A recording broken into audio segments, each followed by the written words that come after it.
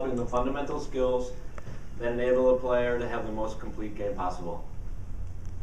You look at the best players in the world, you look at players that are being successful, they can hit forehands, right? They can hit backhands, they can serve, they can return. When needed to, what do? They defend. We heard that today on court from Jose and the story with Roger Federer. And they can come to the net.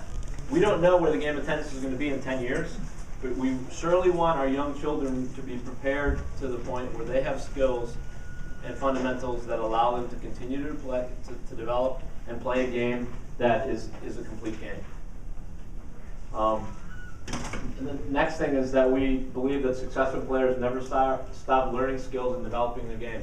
You know, we have a huge opportunity with the 10 and under environment. The whole idea of competition for 10 and under, a competition for a child is what? Fun. It's fun. It's play. It's play. It's multiple opportunities. Right? For a child, it's to be with friends. All right? For adults who talk about 10 under tennis, what should 10 under tennis be for adults? Intense, keeping score, a lot of rankings, travel around the country, winning, right? So we have these two worlds. We have the world of a child and what they think for 10 and under, and we have the other side, which is more of an adult model of competition. What we have an opportunity to do now with 10 and under and having competition that is focused on development and getting better and learning and having competency versus evaluating by success, meaning what? Versus winning. We now have an opportunity to have kids come into the game of tennis where learning and development becomes the most important thing the first time they start versus winning. Now, if winning becomes the most important thing, what kind of learner will we have? Maybe resistance to making changes. Maybe fear of losing or fear of missing balls. But the 10 and under model at its core is based on learning and development and competency and great experiences and creating good competitors. They don't care if they win or lose. They want to play. They want to compete.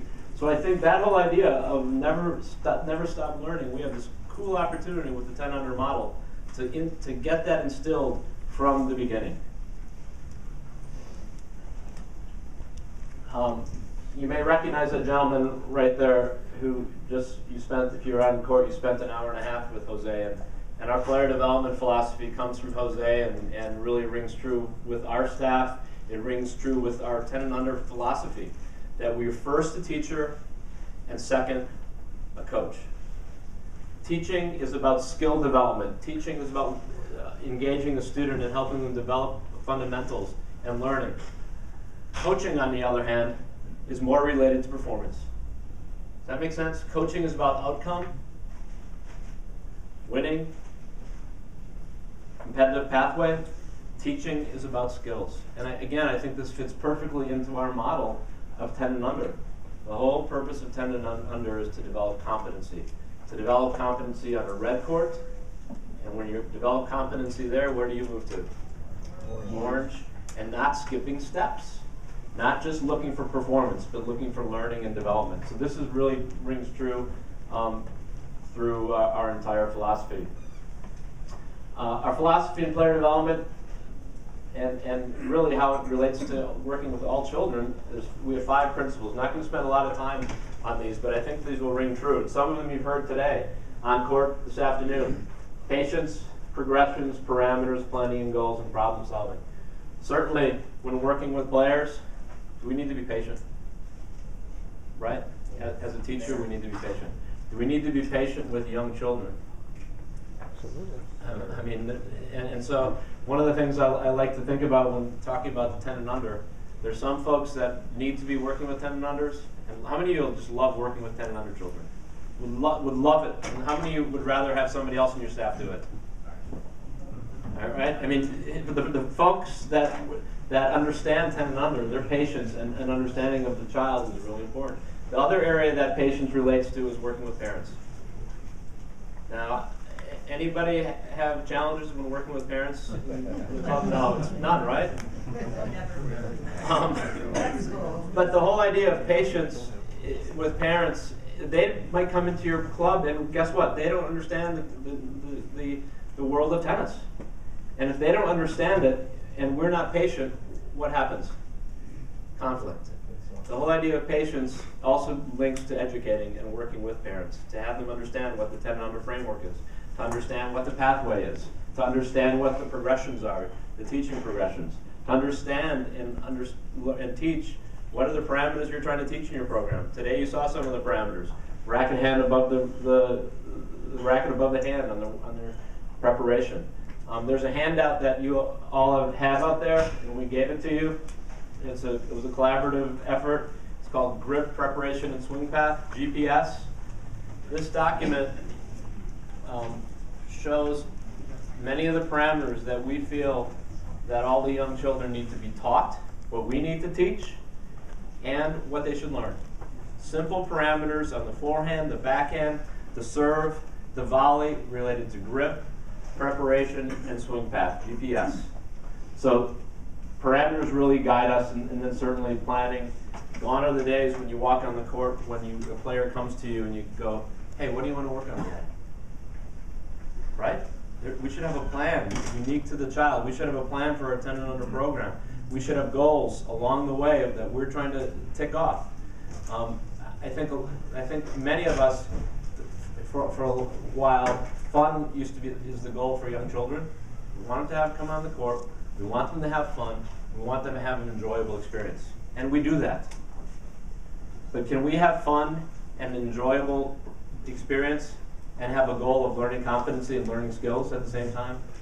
Absolutely. And I think sometimes we've forgotten the goal of learning and developing skills. I think deeply, and I feel really strongly about this, that they go hand in hand. Fun and development and learning can go hand in hand. And then finally, the whole idea of problem solving. Gosh, it's easy to tell kids what to do. It's easy to tell our players what to do. They'll do it. But if we ask questions and engage, what kind of learner will we have? They'll be solving problems from the beginning. So sometimes we want to set up the learning environment where problem solving is really the goal, where we ask questions, where we set up drills, where we talk less and they do more. So those are our 5 principles that really are guiding philosophy. You heard it this afternoon from Jose, the framework, everything that is taught must follow ordered progressions based on the fact that the game of tennis is played first with the mind and eyes, secondly with the feet, and lastly with the hands.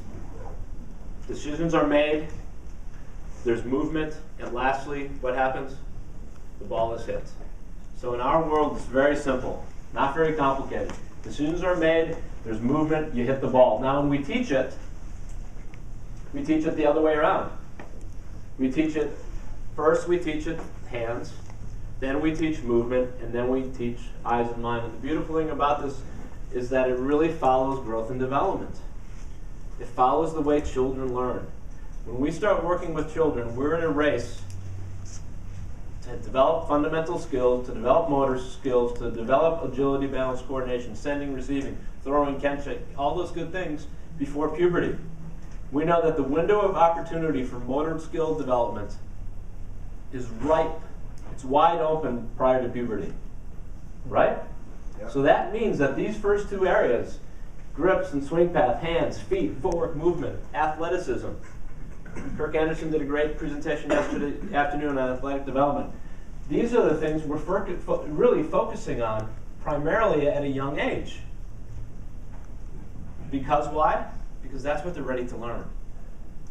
Does it mean they can't learn tactics and they can't make decisions? No, it doesn't mean that. But it means that primarily the focus is on these fundamental skills related to the physical. The beautiful thing on the red court and the orange court, will they learn tactics? Absolutely. But high quality decision making is not, they're not ready for that. Game style development is usually one of the last things that players own, isn't it? That happens somewhere around 15, 16, 17, 18, and even later. So the eyes and mind, the ball recognition and decision making is one of the last things to come together. But for 10 and under, gosh, hands, feet, swing path, grip, preparation, footwork patterns, athletic development, is where we really focus our attention at this young age. So, you know, what is your philosophy? Anybody share, what is your philosophy? I think it's a good question. I think it's something that all of us need to think about. And I know when we do our high performance coaching program, which is a program, about a 4-day program, we always ask the coaches to come in with their written coaching philosophy. It's a very good exercise to practice. What do you believe in? What do you believe in terms of instructing and teaching and coaching and winning and 10 and under? And I think we've shared a little bit of our player development philosophy. I hope it's compatible with yours. But I think it's a good exercise for all of us to frequently look at your philosophy. And it does change. I know mine's changed. I know some of yours has changed. Craig, I don't know if you want to touch on a little bit of your philosophy and how it's integrated. I know Craig was really one of the early adopters in 10 and under, and at the same time has developed a lot of very good collegiate and professional players. Well, to Paul's point, when I first got involved with high performance program, I actually had never looked inward and said what was my philosophy of coaching. At the time, it was probably more command style than cooperative, but definitely working with 10 and unders, it's become more cooperative. But we actually have it published and it's on our website. But the cool thing about it is that, you know, you can hold your pros accountable to it. It's something obviously we advertise on our website because we want parents as they walk in to know what they're getting into. But we also, when we bring new pros in, we'll say to them in intervals, can you pull the philosophy out? So we have a play program, which is more participatory track, and then we have a high performance program. And they have very similar but also very different philosophies. So it needs to be something that guides you, but also need to figure some things out. You may be a not-for-profit, you may be a high-end academy, maybe a country club that does everything, and you've got to figure out where does 10 under tennis fit in. Is this something where you don't believe strongly in it at the upper level of play, and that the kids are going to move to yellow maybe faster? Again, that's up to you. That's your philosophy. But again, this needs to be something really that should be published and something that parents can see. And again, it's sort of the underlying thing that should be guiding you. But I think a lot of people get confused where the 10 and under fits into their space. And so that's something you absolutely have to figure out on your own. The other area we've talked about some, Paul, is from a business standpoint. Is it all about numbers to you? Is it about quality? What are your ratios going to be? And all those things. Those are the kind of things you've got to figure out. I'm going to show you a little bit here in a while about some videotape where we show 12-to-1 ratios. And we hope that we all don't have 12-to-1 ratios when working with young kids, but we all get in those situations where we do. But again, these are things that you have to consider. All right, I'll kick this off. So kids, obviously to teach kids, you got to know kids. And this is one of the things for me personally that's been a real journey.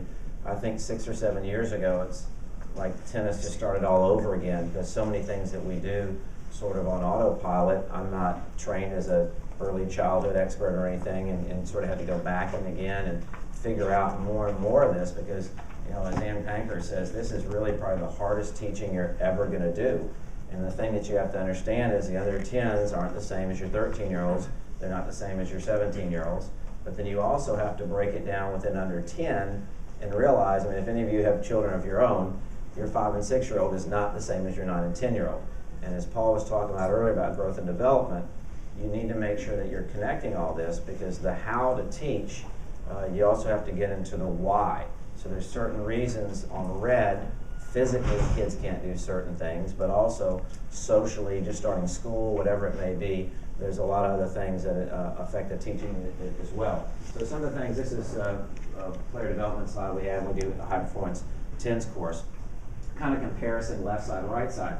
And understand, you can have kids 3 years off in terms of growth and development. You've got the one kid who's giant at age 8, but extremely immature, and then flip-flop it with a small 10-year-old who's smarter than you are. Maybe there's a lot of variance, but looking at it, these are sort of, on average, left side to right side.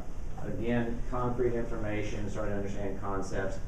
5 and 6s, you can't talk them to death. Watch this, can you do this? Kirk was talking about that, Kirk Anderson yesterday. Try this, short, almost like they don't speak English, is how you need to go about it. a lot of pictures, a lot of visual. And then later on, obviously, it links information. They start to understand the learning process. You know, little ones, 5 and 6, thinks the world revolves around them. A lot of 9s and 10s as well, but they're starting to relate to others. But these are some of the things that you need to understand when you're working with kids. This drives the teaching. And so again, red ball players as a whole, on average, would be different than orange when we start talking about 6, 7s versus 7, 9s, and 10s. Gold is a scary place. Now we can start doing more cooperative things. And another big one is success. And to Paul's point earlier, when they're 5 and 6, we want them to have fun, but it can't be to the point where all it is about is fun. We want some challenge, but as they're 9 and 10, we can start creating a little more challenge for the kids, okay? So just some things to guide. And once again, this is things that, you know, for me, I've had to go back in. Google's wonderful. It's not like the card catalog where we used to spend all that time at the library. You can get great things online to help you with that. So these pictures are online. I didn't have to, you know, get any releases, but this looks a little bit like my club was 20 years ago. We had sort of that default mechanism of my cart.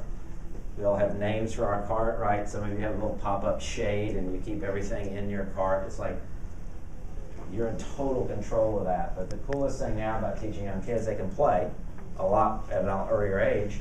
But if you start looking at how kids learn and all, this wasn't really the best way to do things that I did for years and years. And again, it was my default mechanism. So now what we're trying to do is understand what drives the teaching and also show you what it should be like. So this is our teaching card here. It's okay to use a teaching card. I use it all the time. But the thing about it is it can't be the only way you teach, okay? And so some of the things to get away from it, and we're going to come back to the teaching card, we do, but we got to teach kids to cooperate. And it's not Craig plays well with others.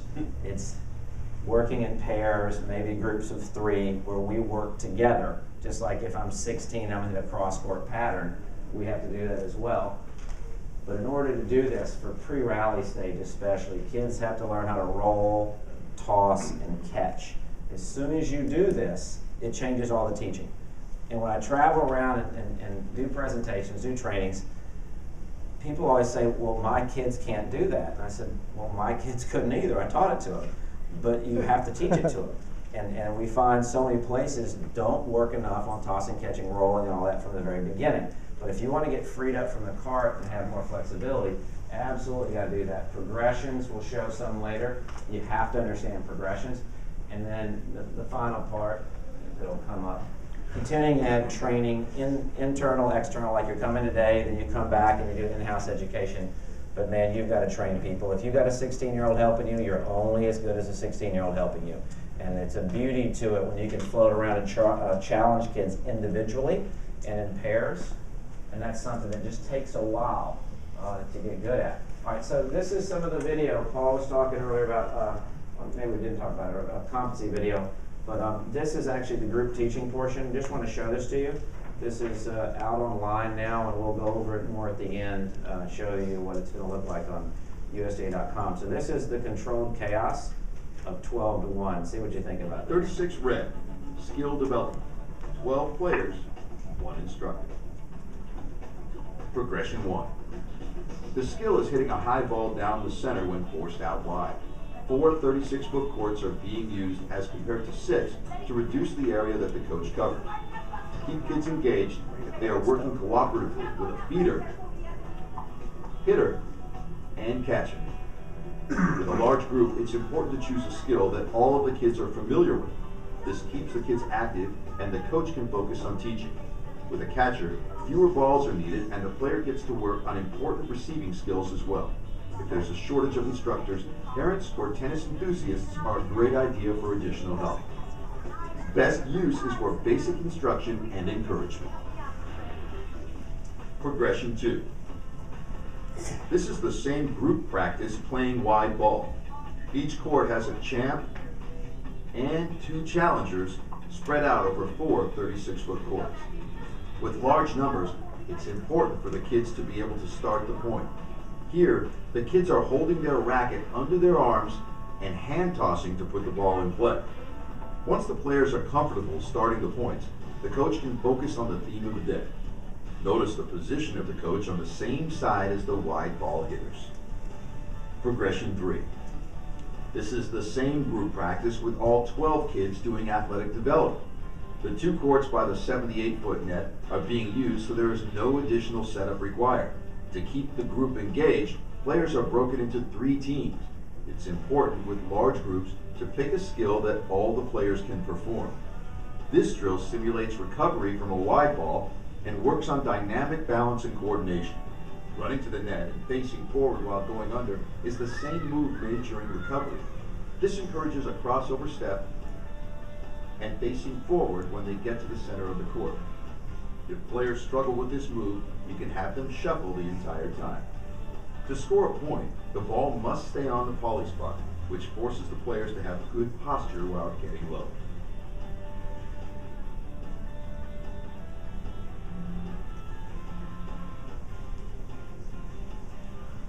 So what we do in the group teaching portion, we have some red ball, orange ball, we don't do green in the teaching portion.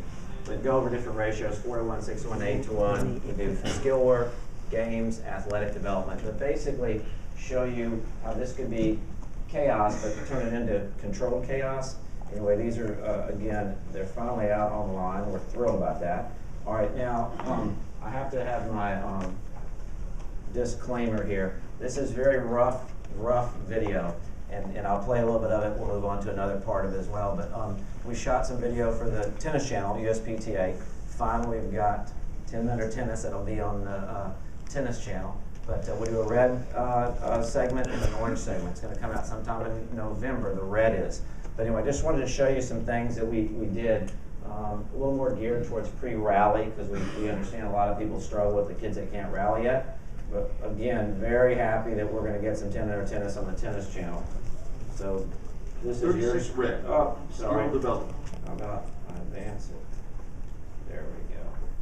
And I got to tell you, it's painful. George Capistani, he can attest to this, to see yourself on the screen. You have no idea what this is going to turn out like. Actually, George was on the cutting room floor when I was there. Make things very challenging for young kids. So when they first start the rally process, take the net out of the equation, and then as the skill increases, add a small barrier and steadily increase the barrier as they get better and better. Start off by hitting over a line or a target on the ground. Then add a low object like a bench or ball hopper. Next, utilize caution tape for a lower net, and finally, to regulation height. Caution tape is great because even if the ball goes below the top, the rally can keep going. Learning to move away from the teaching cart is difficult for most pros when it comes to group lessons. The key to getting away from the cart is teaching the kids to work together cooperatively. The first step is to teach kids to roll, toss, and catch with each other. All right, now go back to your right hand when you toss. Use your right hand. So I found out I'm very negative in the video, and we're editing a lot of this out. It's pretty incredible what you can do. Okay. Too much no. Next, emphasize control by having partners count out loud each time they are successful.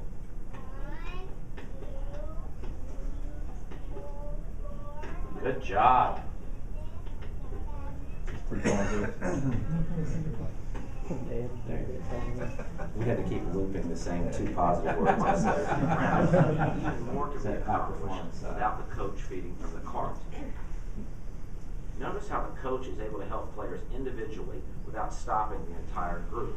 Over your pitch, nice and easy. Good. That's good. Go. This allows for 3. I'll move on to the next one. Anyway, that was Amanda Shaw, is one of our trainers, works for USTA Texas. But anyway, is that going to be helpful, do you think? Yep. A little bit. It's pretty cool that we went into our progressions of pre-rally there, and then wanted to show you, whoops. Here's something, hopefully Jose will like this, just a little bit of Covered a lot of progression and areas of how to regression. progress kids and increase the skill base. Now to maximize improvement, you've got to know when to progress kids and then regress kids. The first step is to make sure kids are successful. Once they are successful, challenge them to the point of failure, then bring them back again. This is the idea of progression and regression.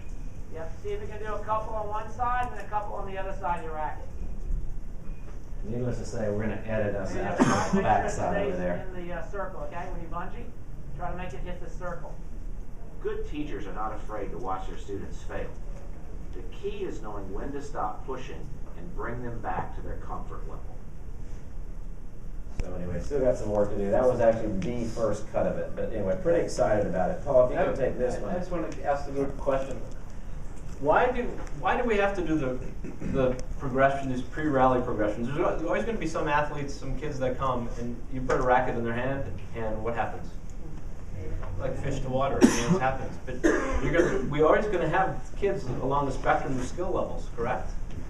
And one of the things that we can't forget, it's just something that I've really learned in this whole process, is that the arm is a lever, right? And if a kid can't throw a ball and control this lever to a target, or even catch a ball, it's significantly more complicated when we put a racket in their hand. The lever becomes harder to control. And so there's these steps along the way that we have to take off so that they learn these fundamental skills. And the other thing I think I know you all can relate to this is physical education around the United States pretty strong? No. It's not. So kids are now coming to your program where before we could assume that they had some learning going on with these other basic physical education skills, but they don't, right? So they're coming to you physically illiterate in many ways. So we in our programming have to account for that. Now the challenge is, a parent walks up, they've given you good money, they've given you the trust of your child, and they walk up, and they're coming with the assumption that what's happening in your program. Tennis, for goodness sakes, aren't you a tennis pro? And now they walk up and they see what? Rolling and tossing and catching and hopefully some athletic skill development, jumping, running, all sorts of things. And they're going to say, what are they going to say to you? What the heck are you doing? I'm paying you to teach tennis. So to me, again, one of the takeaways is do we all agree that some of these things are important? Absolutely. But it also means that you need to be prepared to do what? Well, defend it, but I would say instead of having to defend to me is this. Let's be proactive, and when parents and children come to your program for the first time, Craig talked about it. You have your philosophy, you have the things that are part of your program, and you share it with them and say, when a child comes into my program, we're going to play tennis, yeah. We want them to be this good. But to get there, we're going to have to do some other things. Learning how to throw, learning how to have a good throwing motion linked to what? Serving. So I think I think the world has changed in the sense that, and I don't blame them, consumers, if they're paying good money, what do they want to know? What are they getting for their investment? So I think part of the, really, again, around the country, the really good 10 and under programs share their philosophy, share what's going to happen, share what the parents will see when they come into your program. So that you don't have to necessarily defend all the time, but you can welcome them in, and they understand exactly what's going on. We'll transition a little bit now more to the not the HP side, but progressing to. Well, and I think we can go through this pretty quick, but I think this would all link to you really well. This afternoon you saw Jose do some unbelievably really good progressions. He went from hand feeding to racket feeding to live ball, right? Tennis is a game played in competing in an open environment, isn't it? It's random, it's open, there's decisions being made. That's what we mean by open. However, skill development is what?